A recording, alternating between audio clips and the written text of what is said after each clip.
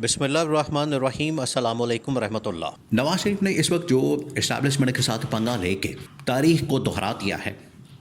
देखिए, पाकिस्तान में तारीख अपने आप को दोहराती है, ये बात तो बिल्कुल तय है और ये दुनिया की एक मुसल्लमा हकीकत है, एक फैक्ट है, रियलिटी है कि तारीख अपने आप को दोहराती है। लेकिन नवाज शरीफ के केस में तारीख इतनी जल्दी अपने आप को दोहराती है, ये तो पहली मरतबा देखने में आ रहा है, पहली मरतबा।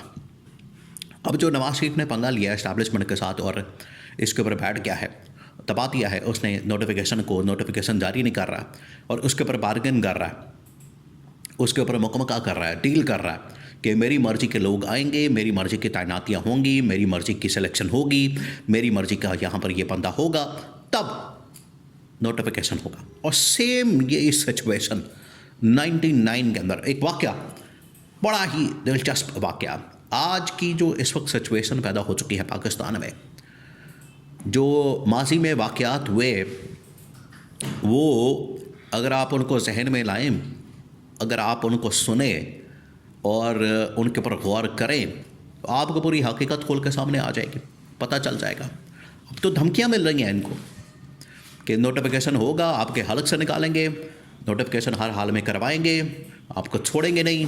अब तो इस किस्म की धमकियां, पैगाम, ये मैसेज इनको मिलना शुरू हो गए हैं। लिहाजा अब ये अपनी खैर मनाएं। इन्होंने जो पंगा ले लिया, अब हुआ क्या, जो इस वक्त सूरत हाल बन चुकी है, आपको पता है कि 27, 28 और 29 नवंबर से रिटायरमेंट हो चुकी है और आर्मी चीफ की, फिर उसके बाद जनरल आसिम की बतौर फील्ड मार्शल, ठीक है, वो काम कर रहे हैं, आ जा रहे हैं, लेकिन ना उनके पास CDF का होता जो उन्हें उनके साथ वादा किया क्या, उनके साथ प्रॉमिस किया क्या, ना आर्मी चीफ और ना ही जनरल साहिर शमशाद मिर्ज़ा की रिटायरमेंट के बाद CDF, ना डिप्टी आर्मी चीफ, ना स्ट्रेटिजिक प्लानिंग डिवीज़न का सरबरा और ये बाकी चीज़ें, और प्रमोशनें भी रुकी हुई हैं। ये भी एक बहुत बड़ा मसला बन चुका है इस्टेब्लिशमेंट के अंदर। प्रमोशनें रुक गई क्योंकि उस दिन प्रमोशनें होनी थी बहुत सारे लोगों की। अब हुआ क्या, देखिए, आप एक एग्ज़ाम्पल, एक वाक़या, उसको आपने एग्ज़ाम्पल के तौर पर लेना है। वो वाक़या 99 के अंदर क्या होता है, 99 के अंदर होता ये, देखिए, आज नवाज शरीफ को थोड़ा बहुत इस लिहाज से भी उसको अप्रिशिएट किया जा रहा है कि चलें उसने थोड़ा सा कुछ स्टैंड तो लिया, क्योंकि वोट को इज़्ज़त दो और इस तरह की सिविलियन हुक्मरानी, बालादस्ती, पार्लियामेंट की इस तरह की बातें करना, ये नवाज शरीफ ने माजी के अंदर बड़ी की हैं, लेकिन आज तक उसका अमली मुजाहरा पिछले 3, 3.5 साल में तो किया नहीं।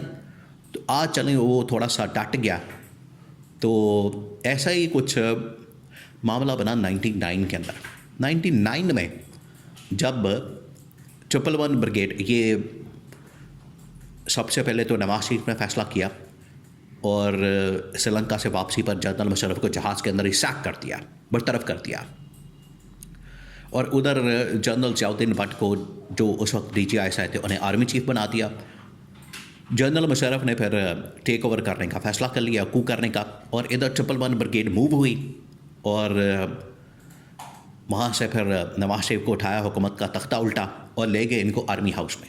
अब वाक़या बड़ा दिलचस्प है, बड़ा अहम तरीन वाक़या ये। फिर आप फिर इसको बड़ी आसानी के साथ रेलेवेंट इसको कर सकते हैं, बना सकते हैं आज की मौजूदा सूरत हाल के साथ, रेलेवेंस बन जाएगी, आपको समझ आ जाएगी।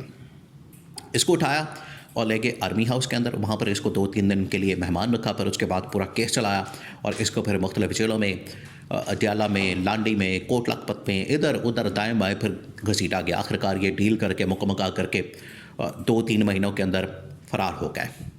लेकिन जब आर्मी हाउस के अंदर बुलाया गया नवाज शरीफ को, तो वहाँ पर 2 जो बड़े करीबी साथी हैं जनरल मुशर्रफ के, टॉप लेवल के जनरल, वो पहुँचे वहाँ पर। उन्होंने नवाज शरीफ को कहा कि ये आपके पास पेपर है और इसके ऊपर साइन करते हैं। जनरलों ने नवाज शरीफ के सामने ये पेपर रख दिया। उसने कहा कि इसके अंदर क्या है, उसने कहा देख लो। तो नवाज शरीफ ने देखा उसके अंदर असम्बलियाँ डिसॉल्व करना, इस्तीफ़ा देना और फिर उसके बाद हुकूमत को घर भेजना और जो सारी की सारी कूप की जिम्मेदारी अपने सर पर लेना। नवाज शरीफ ने तो इनकार कर दिया। वहाँ पर सिचुएशन ये बन गई कि फिर वहाँ पर अंदर चीखो पुकार, गालियाँ और अंदर लड़ाई झगड़ा और अंदर जो है बहसो तकरार, सारा कुछ शुरू हो गया। नवाज शरीफ ने वहाँ पर भी अपना पूरा नर्व का जो इम्तिहान है वो पास किया। ये कहा जाता है कि नवाज शरीफ डट गया और नवाज शरीफ ने साइन करने से इनकार कर दिया। उसने कहा मैं दस्तखत नहीं करूँगा बल्कि ओवर माई डेड बॉडी, ये जो अल्फाज का। आखिरकार वो मामला हो गया, दस्तखत हो गए, साइन हो गए, इस्तीफ़ा हो गया, असम्बलियाँ डिज़ोल्व हो गई, सब कुछ हो गया, लेकिन कम से कम वक्ती तौर पर उसने स्टैंड ले लिया। आज सेम ये सिचुएशन पैदा हो चुकी है। वहाँ तो खैर हो चुका था सब कुछ और हालात वापस नहीं जा सकते थे, अब तो खैर होने वाला। अब ये स्टेज है कि गवर्नमेंट भी अपने भाई की, शहबाज शरीफ की वफाक के अंदर, पंजाब के अंदर मरीम नवाज़ की गवर्नमेंट, और नवाज शरीफ पंगा ले बैठा और नवाज शरीफ ने पंगा ले लिया। उसने आखिरकार टक्कर मार दी। आप राह चलते टक्कर मार देते हैं, आपको पता है, उड़ता तीर जब आप उसको छेड़ेंगे, उसको पंगा लेंगे, वो फिर आपके सवार हो जाएगा। अब नवाज शरीफ ने काम तो कर दिया, उसने पंगा ले लिया, अड़ गया, टट गया। तो इस मरतबा मुख्तलिफ सिचुएशन ये है कि ना इसकी गवर्नमेंट है, ना वो वज़ीर आज़म है, ना वो इस वक्त उसका कोई डायरेक्ट स्टेक है, ना उसको पता है कि मेरी गवर्नमेंट है, हुकूमत है। तो भाई की हुकूमत है, ठीक है, उसकी कुर्बानी देनी पड़े दे देंगे। मरीम नवाज़ की जो गवर्नमेंट है उसकी कुर्बानी देनी पड़ी तो दे देंगे, कोई मसले वाली बात नहीं है। जहाज़ पकड़ेंगे, सीधा लंदन भाग जाएंगे। लेकिन ये जो इंतकाम है ये मैंने लेना है, ये नवाज शरीफ इस बात के ऊपर अड़ गया। और इसके ऊपर आपको पता है कि CDF की तैनाती के साथ साथ 5 बड़े अहम तरीन जर्नलों की तैनाती और फिर उसके बाद नीचे से प्रमोशन, ये तमाम चीज़ें आपस में लिंक है। तो ये जो पंगा लिया है इसने नवाज शरीफ ने, अब इसके ऊपर सारा का सारा पाकिस्तान का इस वक्त जो सारा का सारा निज़ाम है वो रुक गया है।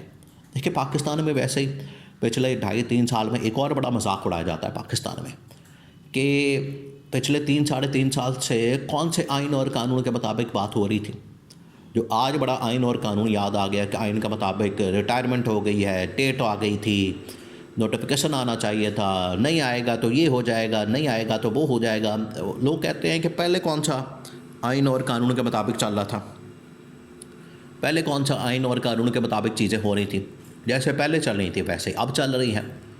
लेकिन एक गवर्नमेंट की मशीनरी, हुकूमती रियासती मशीनरी, एक प्रॉपर मैकेनिज़्म भी होता है, वो अब हडल क्रिएट हो गई है, वो अब फटा पड़ गया। तो नवाज शरीफ ने ये जो पंगा ले लिया और 99 के अंदर जिस तरह से वो अड़ गया, अब भी वो अड़ गया अपनी बात के ऊपर, लेकिन अब खमियाजा तो भुगतना पड़ेगा। नजम सेठी ने बता दिया था कि अब आपको प्राइस इसकी पे करनी पड़ेगी, कीमत चुकानी पड़ेगी। ऐसे ही नहीं, जब पंगा लेते हैं तो ये जानबूझ के, ये कोई नालायकी ना अहली नहीं है, बल्कि सोचा समझा एक पूरा मंसूबा तैयार करके ये इस्टेब्लिशमेंट के मत्थे मारा गया, जानबूझ के उन्हें जलील करने के लिए, एम्बैरस करने के लिए, उन्हें रसवाई में डालने के लिए इंटरनेशनल लेवल के ऊपर ये अब ज़ल्लत और रसवाई का बाइस बन गया इस्टेब्लिशमेंट के लिए। तो अब कीमत तो चुकानी पड़ेगी।